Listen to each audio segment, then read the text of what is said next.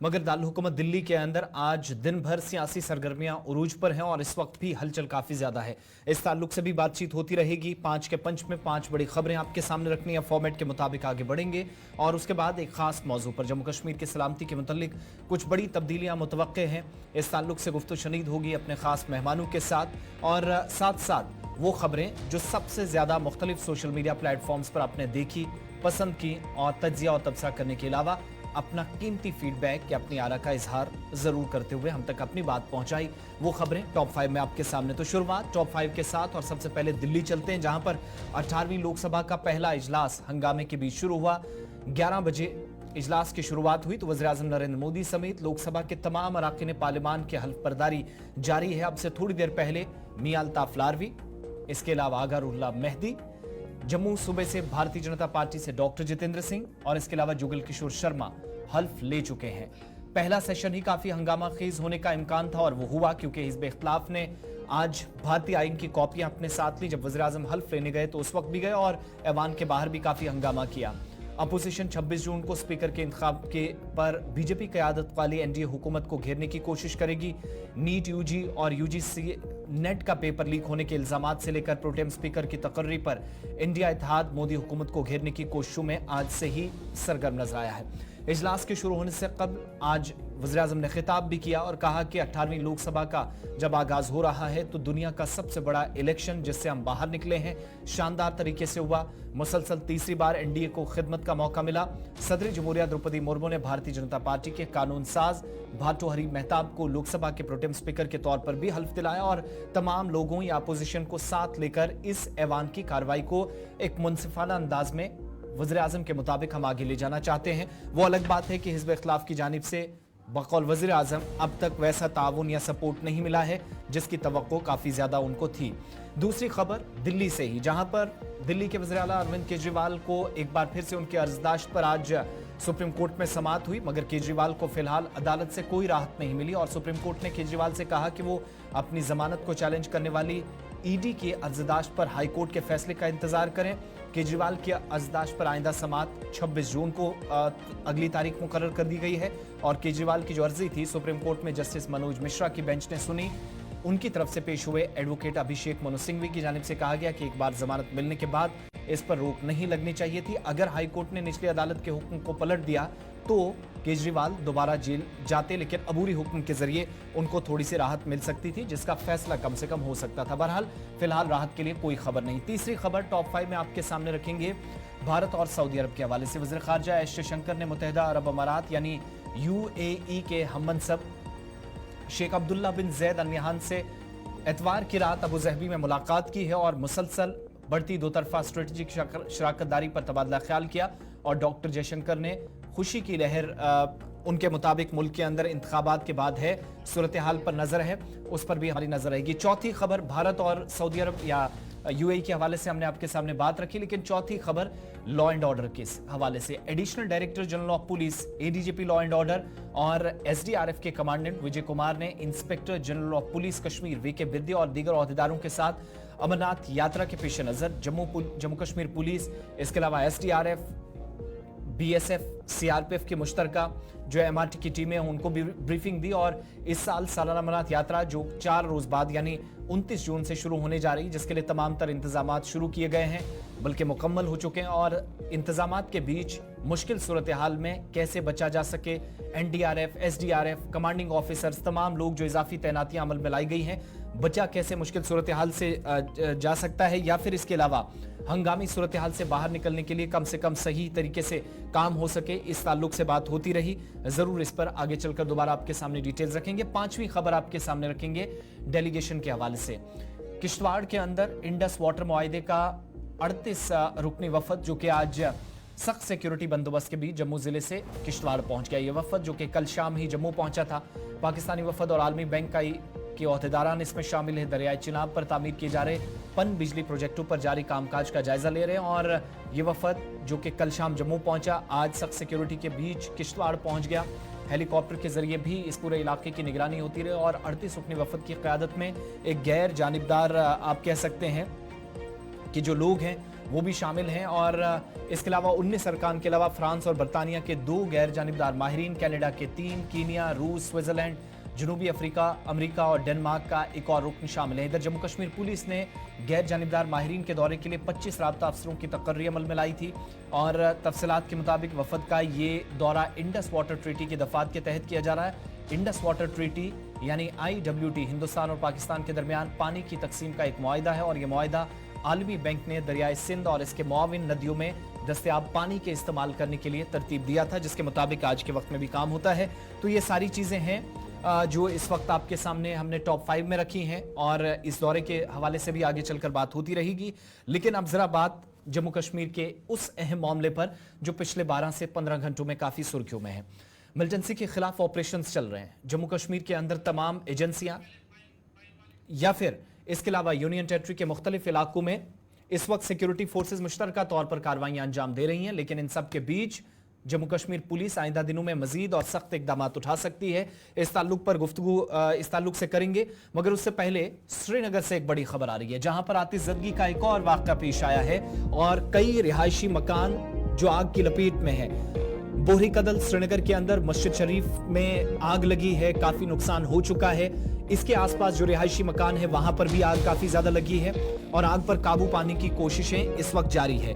आपको बताते चलें कि कुल मिलाकर इस वक्त दोनों प्रोविंसेस के अंदर शदीद गर्मी के बीच आतिशज़दगी के वाकयात काफी ज्यादा रोनमा हुए हैं। लेकिन ये इंतहाई अफसोसनाक वाकया है। कई रिहायशी मकानात भी आग की जद में आए हैं श्रीनगर के बोहरी कदल इलाके में, जहां पर अभी तक की मौसूला इतलात के मुताबिक निस्फ दर्जन से जायद जो मकानात हैं मस्जिद के आसपास थे। बोहरी कदल इलाके में पहले मस्जिद से आग नमूदार हुई और इसके बाद आसपास के घर भी। तस्वीरें भी जरा दिखा दीजिएगा, अगर इस इलाके के अंदर इस वक्त जो ऑपरेशन चल रहा है वो भी दिखाएंगे। कई रिहायशी मकान आग की लपेट में, इस तरह की इतलात हैं, और आग पर काबू पाने की कोशिशें मुसलसल जारी हैं। मुख्तलिफ हिस्सों से अब तक इसी जून के महीने में बहुत सारी इस तरह की वारदातें रोनमा हुई, जिनकी शिकायतें मौसूल होती रही। लेकिन बोहरी कदल मस्जिद शरीफ में जैसे ही आग लगी तो इलाके के अंदर अफरा तफरी का आलम देखा गया। हजारों लोग मस्जिद के दाएं बाएं देखे जा रहे हैं। थोड़ी देर में तस्वीरें भी आपको दिखाएंगे। आग पर काबू पाने की कोशिशें इस वक्त मुतलका हुकाम भी कर रही है। फायर एंड इमरजेंसी के जिम्मेदारान मौके पर हैं। खबर है कि पुलिस भी पूरा ताउन कर रही है। मकामी लोग, आसपास जो कारोबारी अफराद हैं या ताजर पेशा अफराद हैं, वो लोग भी इस वक्त बोहरी कदल मस्जिद शरीफ में आग लगने के इस वाक़े के बाद मौके पर पहुंचे हैं और चीज़ों को कंट्रोल में करने की कोशिश जारी है। लेकिन नुकसान काफ़ी ज़्यादा हो चुका है। इस तरह की इतलात मौसूल हो रही हैं वादी कश्मीर से, श्रीनगर ज़िले से, वस्ती कश्मीर से। बड़ी खबर इस वक्त जहां पर आतिशज़दगी के इस वाक़े में मस्जिद को नुकसान पहुंचा है और साथ साथ जो आसपास मकानात थे, कुछ दुकानें। खबर है कि जब यहाँ पर ऑपरेशन इस वक्त चलाया जा रहा है या दाएं बाएं ऑपरेशन चल रहा है आग पर मुकम्मल तौर काबू पाने के लिए, नुकसान तो काफी ज्यादा हुआ ही था मस्जिद का, मगर दाएं बाएं जो ढांचे थे जिनमें दुकानें हैं, कारोबारी मराकिज के अलावा रिहायशी मकानात हैं, घर हैं, वो भी शदीद आग की लपेट में आए हैं।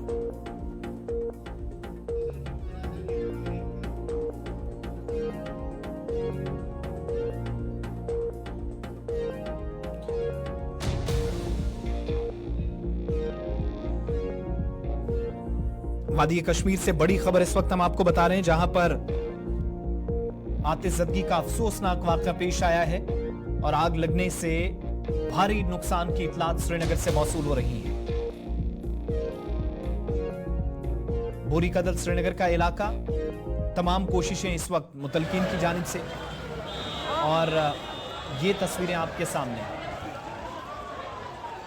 इस वाक़े की, या जो आग जिस हिसाब से लगी, इस उम्मीद से आप अंदाज़ा लगा सकते हैं कि नुकसान कितना ज़्यादा हुआ। इनिशियल डिटेल्स ये हैं और अब खबर ये भी मौसूल हो रही है कि इस इलाके में बिजली की तरसीली लाइन भी आतिशज़दगी के इस वाक़े से मुतासिर हुई है और शायद ख़तरात और भी ज़्यादा पैदा हुए हैं।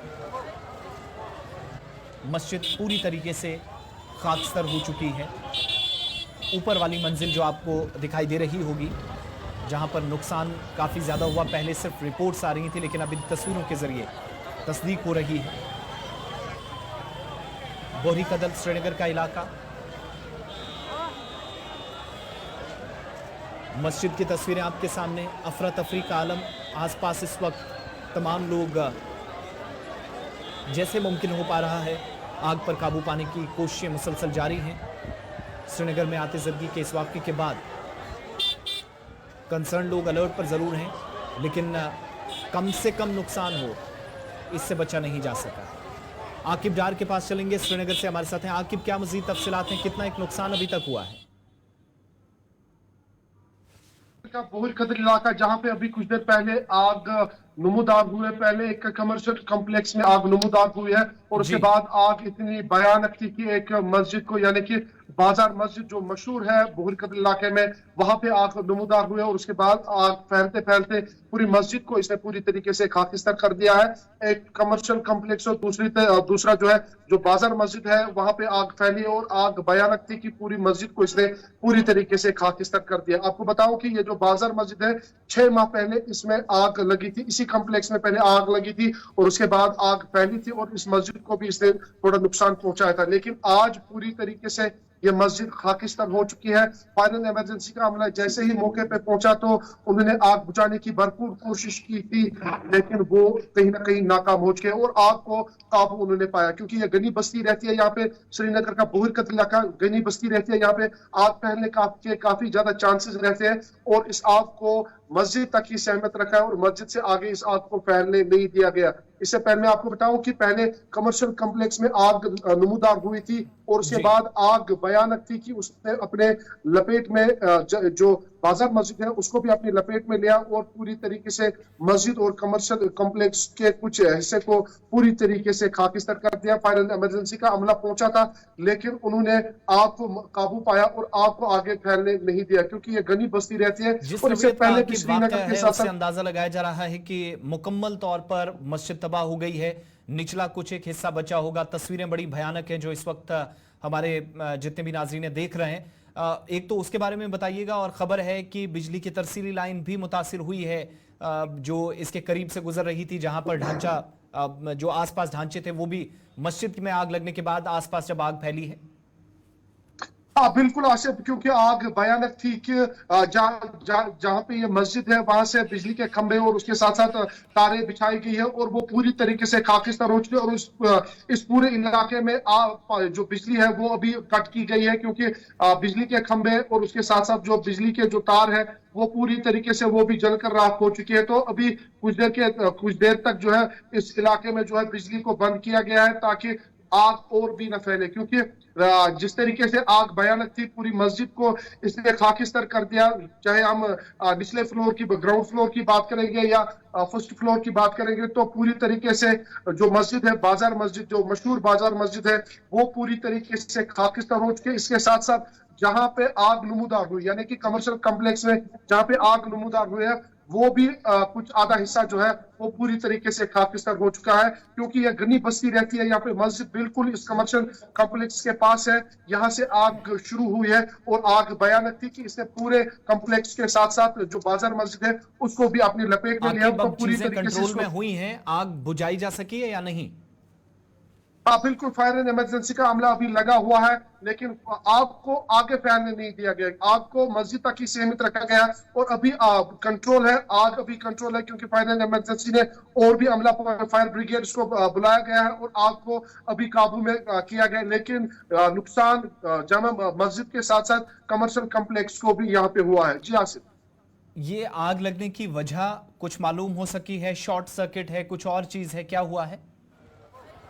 बिल्कुल, इससे पहले जब यहाँ पे आग नमूदार हुई थी तब शॉर्ट सर्किट हुआ था, लेकिन आज भी ये कहा जा रहा है क्योंकि बिजली के खंभे पास में है और तार जो है वो आगे से गुजर रही है, तो अभी तक साफ तौर ये वाज़ेह नहीं हो पाया कि आग फैलने के क्या चांसेस है, लेकिन कहा जा रहा है कि ये शॉर्ट सर्किट हुआ जिसकी वजह से आग फैली हुई है। क्योंकि आप खुद अंदाजा लगा सकते हैं किस तरीके का भयानक आग है, क्योंकि मस्जिद में जो मस्जिद है उसमें जो लकड़ी का काम है वो काफी ज्यादा हुआ है, जिसके चलते उसमें आग जल्दी फैल चुकी है। जिस तरीके से आग नमूदार हुए और पूरी तरीके से जो बाजार मस्जिद है वो पूरी तरीके से खाकिस्तान हो चुकी है। जी आसिफ, आपके बहुत बहुत शुक्रिया तफसीलात फराहम करने के लिए। थोड़ी देर में मजीद तफसीलात इस पे आएंगी, लेकिन खतरनाक और भयानक तस्वीरें जहां नुकसान काफ़ी ज़्यादा हुआ है और मस्जिद का सबसे ज़्यादा नुकसान हुआ है जो आके बता रहे थे। आसपास घरों को कुछ हद तक बचा लिया गया है। इससे पहले कि आग दाएं बाएं फैलती चीज़ों को कंट्रोल में करने की कोशिश होगी, लेकिन सख्त गर्मी और इस दौरान आतिशबाजी का ये वाक़या डबल चैलेंजेस ऐसे में पैदा हो जाते हैं। और फिर घनी आबादी, ये तीसरा बड़ा चैलेंज जहाँ पर शहरों के तहफ़्फ़ुज़ को यकीनी बनाना तरजीहात में होता है। और फिर इस तरीके से कोई अनटूवर्ड इंसिडेंट हो, वो भी पर्टिकुलर उस मकाम पर जहाँ घनी आबादी हो, बहुत मुश्किल हो जाता है। अब ज़रा आगे बढ़ेंगे। जब श्रीनगर की या दीगर चीज़ों पर बात हो रही थी, तो बात वापस मैंने शुरुआत में कहा था कि उस मौजू के पर बात करेंगे जहां जम्मू कश्मीर के अंदर जिस पर सबसे ज़्यादा इस वक्त चर्चा हो रही है, बातचीत हो रही है, वो है enemies agents act. Jammu Kashmir के अंदर जल्द लागू करने की बातें हो रही हैं। और यह हम नहीं, जम्मू कश्मीर पुलिस सरबराह की तरफ की गई कि दहशतगर्दों या फिर उनके मुआवनीन पर सख्ती से निपटने की जरूरत है, या अगर कोई भी किसी तरीके से किसी मिलिटेंट को मुआवनत करता है, मदद करता है, एक्ट के तहत फांसी या फिर उम्र कैद की सजा होती है, जो उनके मुताबिक एक प्रावधान, एक प्रोविजन है। और आप सब जानते हैं कि मरकजी कवानीन के इतलाक जम्मू कश्मीर के अंदर 5 अगस्त 2019, बल्कि यूनियन टेरिटरी जब बनी 31 अक्टूबर 2019 में, तो उसके बाद से हो सकता है। अब जम्मू कश्मीर के अंदर काम कितना हुआ वो अलग बात है, लेकिन अब इस एक्ट के लागू होने से बदलेगा क्या? पहले जरा पुलिस सरबराह को सुनेंगे और उसके बाद कानूनी माहिरीन से भी राय लेने की कोशिश करेंगे, और साबिक पुलिस अफसरान जो सिक्योरिटी और सियासी मामलात को बहुत बारीकी से देखते हैं, दोनों तरफ की बात आपको सुनानी बहुत जरूरी है। उससे पहले पुलिस सरबराह को सुनिएगा, जिन्होंने enemies agents act Jammu Kashmir के अंदर जल्द लागू किया जाएगा, इसके तहत काम होगा, इसकी तरफ इशारा कर दिया है। अभी मैं आने से जस्ट पहले मैंने अपने पुलिस के एक आला लॉ ऑफिसर से बात कर रहा था कि क्या हम इसमें एनिमी एजेंट एक्ट या ऑर्डिनेंस को लागू कर सकते हैं। यानी कि हमारे जम्मू कश्मीर में, शायद और कहीं नहीं है, जम्मू कश्मीर में हमारा एक स्पेशल लॉ है, एनिमी एजेंट एक्ट या ऑर्डिनेंस। वो इसलिए बना है कि जब फॉरेन रेडर्स, फॉरेन लोग, खासकर पाकिस्तान, जब वो लोग फॉरेन इन्वेडर्स या रेडर्स, यही लफ्ज इस्तेमाल होता है उसमें, अगर वो आ जाते हैं और सिविल स्ट्राइक फैलाने के लिए, दहशत फैलाने के लिए, गवर्नमेंट को तितर बितर करने के लिए, अंग्रेजी में वो वर्ड इस्तेमाल करते हैं कि to disturb and destabilize government established by law. और क्या उनका मकसद है कि डराएं और तितर बितर करें और अपना जो आइडियोलॉजी है उसको जबरन फैलाएं। तो इस तरीके का जो होता है, तो उसमें जो आपने मुझे पूछा इन्वेस्टिगेशन वाली बात, देखिए ये फाइटर्स तो इस तरीके से कोई इन्वेस्टिगेशन के दायरे में तो आने वाले नहीं है। ये तो विजय साहब जैसे कहते काइनेटिक एक्शन में इनको गोली मार के इनको ढेर करना।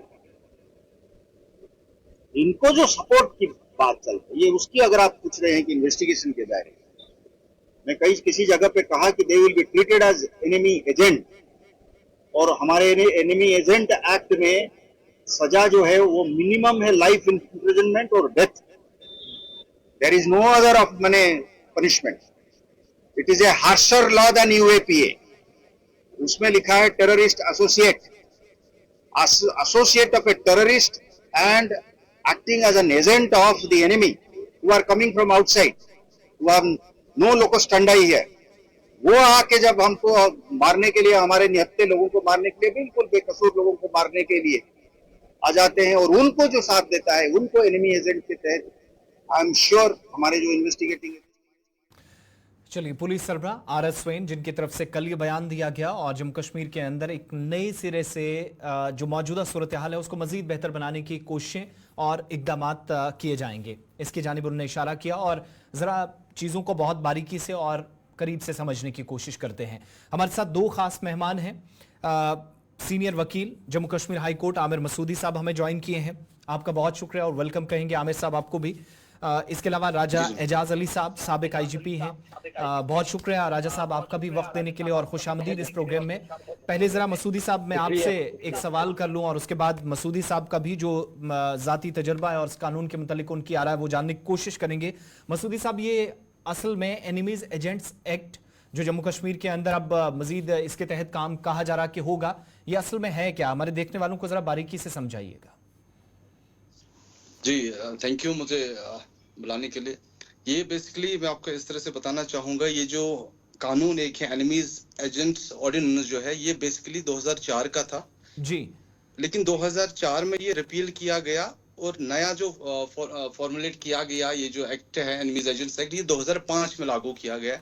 लेकिन इसके साथ ये चीज है, जो भी 2004 वाले एक्ट में जितना भी पनिशमेंट था, जो प्रिंसिपल्स थे, जो प्रोटोकॉल था, जो लॉ था, जो प्रोविजन है, वो सारे इसी में इंक्लूड किए जाएंगे।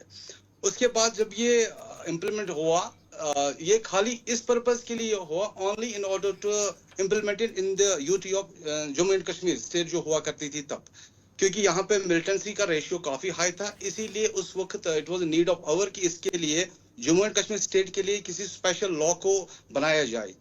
अब ये जो बेसिकली एनिमीज एक्ट है, ये तमाम उन चीजों पे एप्लीकेबल है जहां पे अगर कोई मिलिटेंसी एक्टिविटी होगी against the army operations, against the security force operations, अगर कोई भी मिलिटेंसी एक्टिविटी होगी और जी। किसी थर्ड पर्सन ने उसमें कोई असिस्टेंस दी, चाहे उसने शेल्टर प्रोवाइड की, चाहे उसने मिलिटेंसी एक्टिविटी के लिए अपना ट्रांसपोर्ट यूज किया, या उसने किसी और चीज की कोई और चीज फराहम की मिलिटेंसी एक्टिविटी के लिए, तो उस पर ये सेक्शंस, ये प्रोविजन, ये कानून लागू होता है। जी, अब देखिए जो ये वाला कानून है, it's a special act basically only meant for the state of Jammu and Kashmir. इसमें अगर आप इस ऑफेंस में बुक हो जाते हैं, you can not claim bail, आप जमानत कोर्ट से नहीं मांग सकते, नहीं आपकी जमानत हो सकती है। दूसरी चीज इसमें ये मैं आपको बताना चाहूंगा, जो इसकी मिनिमम पनिशमेंट है, इसकी कम से कम सजा 10 साल से स्टार्ट होती है, और जो इसकी हाईएस्ट ग्रेड पनिशमेंट है that is death sentence. Means इस सेक्शन में, इस एक्ट में अगर कोई शख्स इन्वॉल्व पाया जाता है, फिर ट्रायल में उसके खिलाफ एस्टैब्लिश हो जाता है कि ये जी इन्वॉल्व था किसी कॉन्स्पायरेसी में, या विद द इंटेंट इसने कोई एड प्रोवाइड की है टू द मिलिटेंसी एक्टिविटीज और टेररिस्ट ऑर्गेनाइजेशन, उसको मैक्सिमम पनिशमेंट डेथ सेंटेंस हो जाएगी। वो कहने का मतलब किस तरह ये है के, कि किस इसकी नवीयत फांसी का की केस सजा होना सुनाई चाहिए दी गई है इसमें। आमिर साहब? वो किस नवीयत का केस होना जी। चाहिए कि डेथ पेनल्टी तक बात पहुंचे? मैं सुन नहीं पा रहा हूँ, थोड़ा दोहराएंगे आप? मैंने कहा कि केसेस मिलिटेंसी के रिलेटेड ही होंगी, लेकिन नवीयत केस की क्या होगी? किस तरह का केस होगा कि जहां पर डेथ पेनल्टी तक बात पहुंच जाएगी? माजरत चाहूंगा, इसमें शायद नेटवर्क इशू है, वॉइस नहीं आ रही है। चलिए, मैं जरा इसको ठीक कर दीजिएगा वॉइस को। मैं तब तक राजा साहब से भी मैं एक कमेंट ले लूं। राजा साहब, ये जो बता रहे थे और डीजीपी साहब भी कह रहे थे कि ये जो कानून है वो अनलॉफुल प्रिवेंशन एक्टिविटीज एक्ट से भी सख्त है और बहुत सख्त सजा होगी। कैसे आप इस बदलाव को देखते हैं? जब नाफिजुल अमल चीजें हो जाएंगी, कानून होगा, इसका इतलाक मुकम्मल तौर पर जमीनी सतह पर चीजें उतारी जाएंगी, तो जिस सूरत हाल से निमटने की कोशिशें की जा रही हैं वो अगराज़ो मकासिद वाकई में हासिल हो जाएंगी? यकीनन। देखिए, बेसिकली पुलिस का जो बुनियादी अपना फर्ज है जी, वो एक एनफोर्समेंट का है और उससे बहुत ज्यादा प्रिवेंटिव मेजर भी है। ये तो जम्मू एंड कश्मीर पुलिस की बड़ी बड़ाई है कि इनकी स्पेशलिटी है कि इन्होंने एंटी मिलिटेंसी जितना भी ऑपरेशंस किए फोर्सेस के शाना बशाना ये ऑपरेट भी कर रहे हैं जी, लेकिन बुनियादी चीजें जो है वो लॉ एनफोर्समेंट की और प्रिवेंटिव मेजर की। आप जो यहाँ इस वक्त तक अनलॉफुल एक्टिविटीज एक्ट हैं, जितने भी एक्ट अवेलेबल हैं, उन सब से बढ़कर जिस वक्त एनिमी एजेंट एक्ट जो हमारे पास है उसमें डिटरेंस बहुत ज्यादा है। अब आप ये समझते हैं कि ऑर्डिनरी तौर पर जितने लोग वक्तन फवक्तन इन्वॉल्व हो गए थे या किसी वजह से इन्वॉल्व हो गए थे या फोर्स हो गए थे या उनके कोई किसी प्रेशर पे आ गए थे, अब वो खत्म हो चुका है वो सीन जी। अब जो सीन मिलिटेंसी का इस वक्त अवेलेबल है वो लोग हैं जो वाकई एनिमी एजेंट के इसमें दायरे में लाए जा सकते हैं। जी,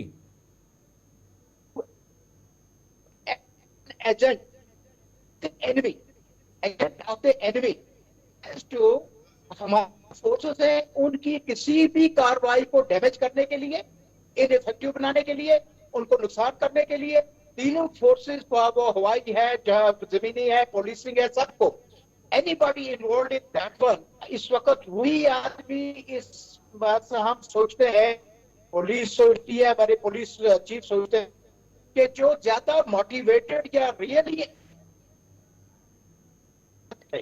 वो इन्वॉल्व होगा इस वक्त मिलिटेंसी में, और इसलिए उसके लिए जो डिटरेंस अभी आपको मसूदी साहब ने बताया कि पनिशमेंट का जो डिटरेंस है वो बहुत बड़ा है।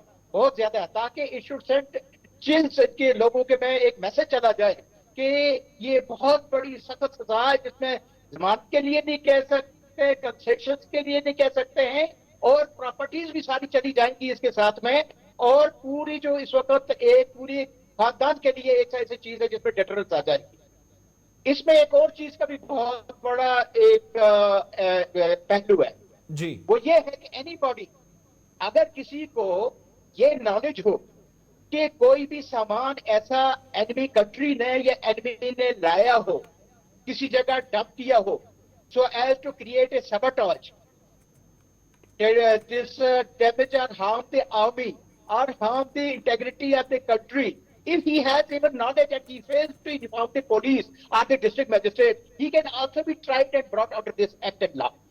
सबसे बड़ी बात यह हो जाती है कि एनफोर्समेंट का इसमें इतना इम्पैक्ट आ जाता है, एक इतना चला जाता है एक टेरर के पई, किसी भी आदमी को इसके नजदीक आने के लिए 10 बार सोचना पड़ेगा। अच्छा, ये जो लॉ एनफोर्समेंट एजेंसीज हैं, इन कानून नाफिज करने वालों, जब तक बात कोर्ट्स तक जाती है, जब तक बात अदलिया तक पहुंचेगी, तब तक कानून नाफिज करने वाले इदारों की क्या जिम्मेदारी बन जाएगी? सजा दिलाने वाले शख्स को कैसे सामने लाया जाए, फिर बाकी लोग उससे मुतासिर ना हो जो बेगुनाह हैं, इन चीजों का कैसे ख्याल रखा जाएगा? कितनी बड़ी जिम्मेदारी लॉ एनफोर्समेंट एजेंसीज की आपकी नजर में? बहुत ज्यादा, बहुत ज्यादा। देखिए, बेसिक पुलिसिंग जो है वो यही है। बेसिक पुलिसिंग जहां प्रिवेंटिव मेजर है, वहां पुलिस ऑफिसर जो है, एग्जीक्यूटिव इन्वेस्टिगेशन ऑफिसर्स या उनके सुपरवाइजरी ऑफिसर्स हर लेवल पर अवेलेबल है, राइट अप टू एसपी। उन सब की जिम्मेदारी ये आ जाती है कि इस लॉ को इस तरीके से एनफोर्स करें कि एक्चुअली जेन्युइन आदमी जो वाकई इसमें इन्वॉल्व है वही आए, कोई ऐसा बेगुनाह या किसी और मामले में इसके जिम्मे में न आए। ये एक जरूरी है। लेकिन इसमें जो स्पेशल कोर्ट्स का, डेजिग्नेटेड कोर्ट्स की फॉर्मुलेशन का है या उनका प्रोसीजर बना हुआ है, वो जब तक गवर्नमेंट बनाती है तब तक ये एक मैसेज ही अगर चला जाता है, अगर पुलिस की तरफ से मैसेज चला जाता है कि gentleman, my dear friends, no more now, अब आपके साथ जितने कंसेशन हो सकते थे, आपके साथ लॉ एंड लोकल लॉज की तरफ से आगे अंडर आपके साथ ट्रीट किया जा सकता था। But now, should anybody now indulge in such an activity? क्योंकि ये एक्टिविटी अब आर्मी के खिलाफ, फोर्सेस के खिलाफ ही नहीं है। This is an activity against the country now, in the जो अपनी कंट्री की इंटेग्रिटी के खिलाफ है। So he deserves to be dealt under such a stringent law now। तभी जो हमारे डीजीपी ने इसके बाद में ये सोचा, उन्होंने जरूरी काउंसलिंग की होगी, उन्होंने अपने जो प्रोसिक्यूशन वाले अपने ऑफिसर से कि let's bring that whatever this deterrence is available with us in the Jammu and Kashmir, we should send this message that this could also be made applicable। ठीक है आमिर साहब, मेरा सवाल आपसे था, अब तक आवाज पहुंच रही है? मैं ये पूछ रहा था कि किस नवीयत का केस होगा कि जहां पर बात फांसी की सजा तक पहुंच जाएगी? ये अलग अलग जो प्रावधान है, जो प्रोविजन है, वो तो आपने बताए, लेकिन किसी को अगर फांसी की सजा तक बात पहुंच जाती है तो वो यही होगा कि अगर आपने सपोर्ट की है किसी भी तरीके से, चाहे वो लॉजिस्टिक सपोर्ट प्रोवाइड की हुई, फिजिकली आपने किसी ना किसी तरीके से इन्वॉल्वमेंट आपकी हुई, तो यही केस होगा और बात डेथ पेनल्टी तक पहुंच जाएगी, या इससे भी ऊपर उठकर केस को देखा जाएगा? बताना चाहूंगा, बेसिकली ये जो एनिमीज एजेंट ऑर्डिनेंस 2005 है, ये टोटल 19 सेक्शन पे, 19 प्रोविजन पे, 19 सेक्शन पे मुश्तमिल है। इसमें हर सेक्शन अलग, जो भी सेक्शन की लैंग्वेज है उसके लिए सारा प्रोसीजर दिया गया है कि हमें डेथ पेनल्टी किन केसेस में, ऑफेंस किस टाइप का होना चाहिए, सेक्शन 3 होगा, कौन सा ऑफेंस होगा, लाइफ इम्प्रिजनमेंट कहां पे बनेगी, और इसमें स्टैंडिंग ऑफ एक्यूज्ड जो है, who basically he is, what is his standing, accused किस कैटेगरी का है।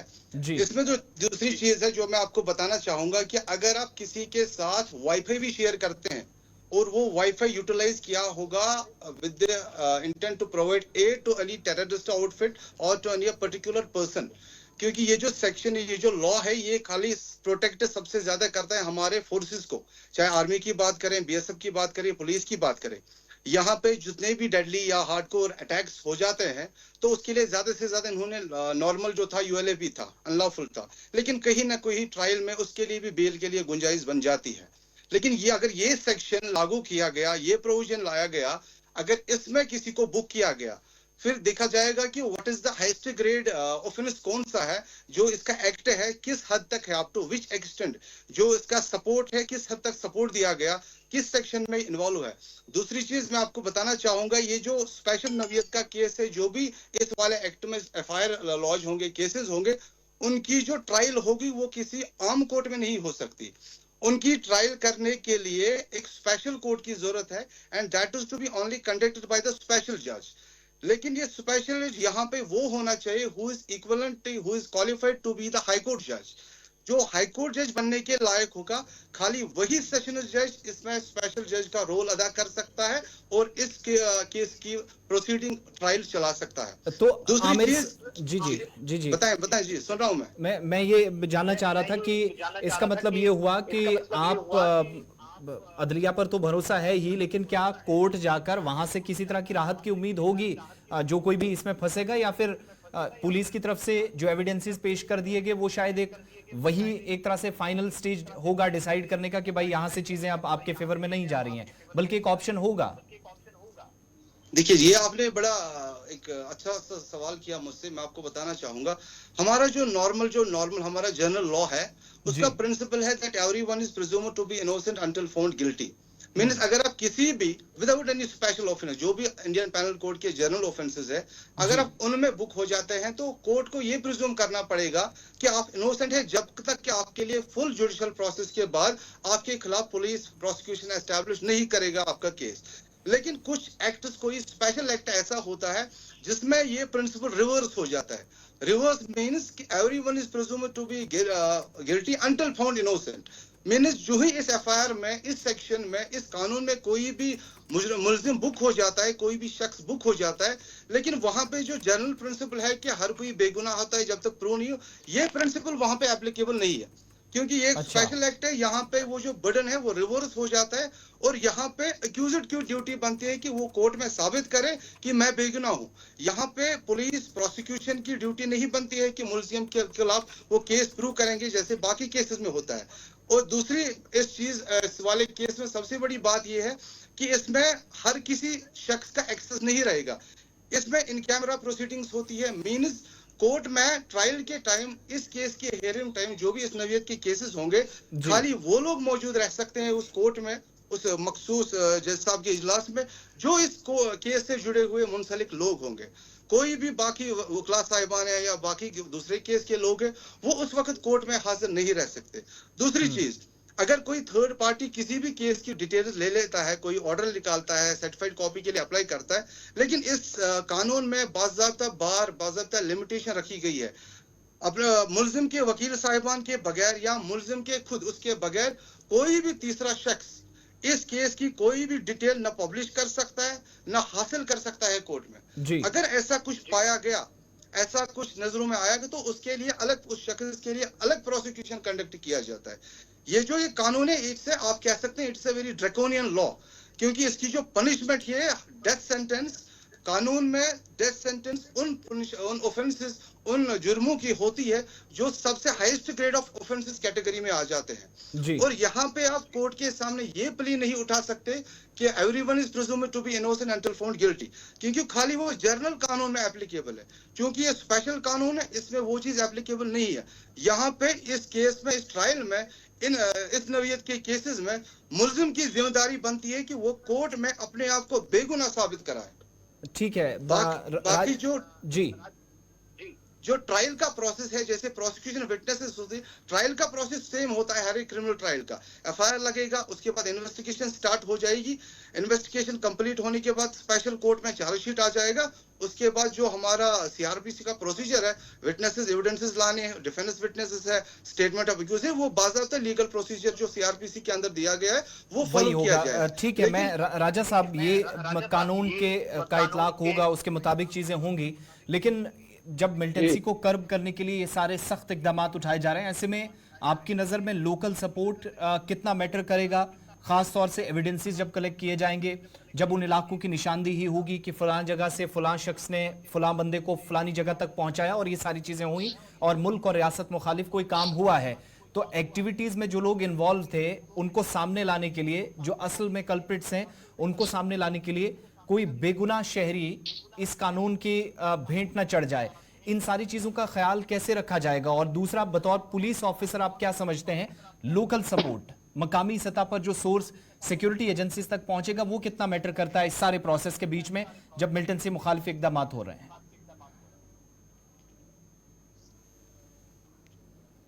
राजा साहब।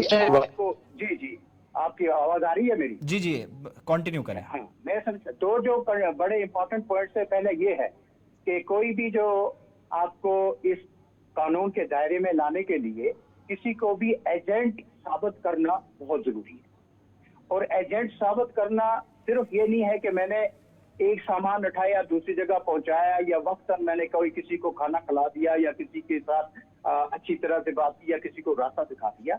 एजेंट इज ए पर्सन कि जो किसी भी दूसरी कंट्री के लोगों का, दूसरी कंट्री की फोर्सेस का आगे एक ऐसी एजेंसी हो जो उनकी एक्टिविटीज को सक्सेसफुल बनाने के लिए लगातार एक एस्टैब्लिश काम करे।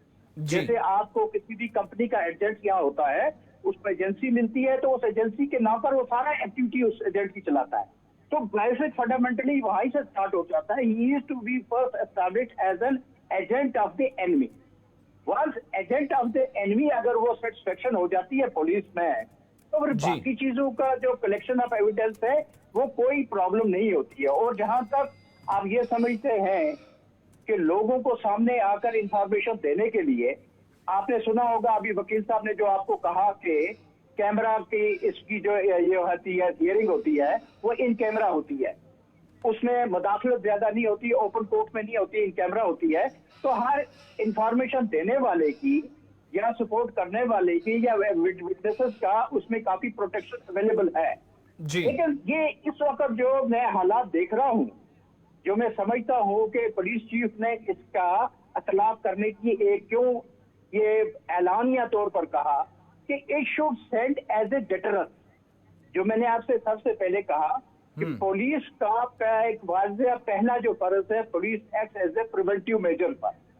जब वो ये कोशिश करते हैं कि ऐसे हालात हुई ना, पैदा ही ना हो, तो प्रिवेंटिव मेजर जो है उसके लिए भी ये है कि अगर किसी बंदे को, किसी भी ऐसे एजेंट को, किसी भी ऐसे जो मिसक्रिएंट हो जी, अगर उसे ये एहसास हो कि अनलॉफुल एक्टिविटीज एक्ट जो है, प्रिवेंटिव एक्ट है, उसमें हम बच सकते हैं या किसी और चीज में बच सकते हैं, तो उनको ये ध्यान रहना चाहिए कि नो मोर। इसके हमारे पास एक और स्ट्रिंजेंट लॉ ऐसा है जिसको इम्प्लीमेंट करने से you will lose all those privilege जो अभी आपको मुफ्ती साहब ने बताई भी, हम सब ने, कि क्या क्या प्रिविलेज जो नॉर्मली किसी भी एक्यूज को होते हैं। तो इस सिलसिले में इस टाइम पर मुझे लगता है कि it should send A message, उसका प्रिवेंटिव मेजर के लिए इसको इस्तेमाल किया गया है जी। लेकिन मुझे यकीन है कि जब इसका जरूरत जिस जगह पड़ेगी वहां पुलिस इसको रियली एनफोर्स करेगी। और एनफोर्स करने में आपके पास यहाँ इन्वेस्टिगेटिंग ऑफिसर से लेकर 3-4 लेवल से हमारी सुपरविजन की, जो हर क्राइम का उसकी इन्वेस्टिगेशन के बाद दौरान पार्टिसिपेट करते हैं, सुपरवाइजरी नोट इशू करते हैं, सुपरवाइजरी डायरेक्शंस देते हैं। तो उसमें मुझे यकीन है कि कोई भी मेरे ख्याल में बेगुनाह का इधर तक पहुंचने का, इस लेवल तक पहुंचने का काफी चेक रहेगा। बहुत बहुत शुक्रिया हमारे साथ इस प्रोग्राम में ज्वाइन करने के लिए राजा एजाज अली साहब और आमिर मसूदी साहब। अपना कीमती वक्त ज़ाती मसरूफियात के बावजूद भी आपने दिया, बहुत बहुत शुक्रिया इस अहम तरीन और ख़ास मौजू पर अपनी बात रखने के लिए। ये वो मामला है जिस पर आइंदा दिनों में आप देखेंगे कि हुकूमती सतह पर इकदाम उठाए जाएंगे और इस कानून के इतलाक़ के साथ ही उन तमाम कल्प्रेट्स को, उन गुनहगारों को सामने लाने की कोशिशें होंगी जो यूनियन टेरिटरी के अंदर बदअमनी के पीछे एक सबब ज़रूर हैं। लेकिन बेगुनाहों को किसी भी तरीके से इस कानून के तहत चीज़ें ना झेलनी पड़ें, उन पर सख्ती ना हो।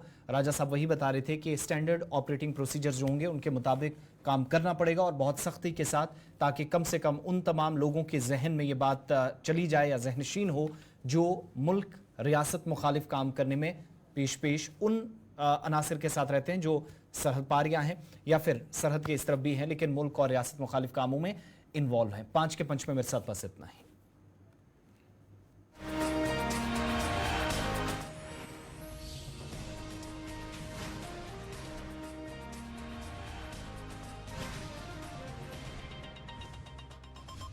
Madhusudan 100% desi ghee, purity tested by gas chromatography, Madhusudan dahi, UHT milk and छाछ।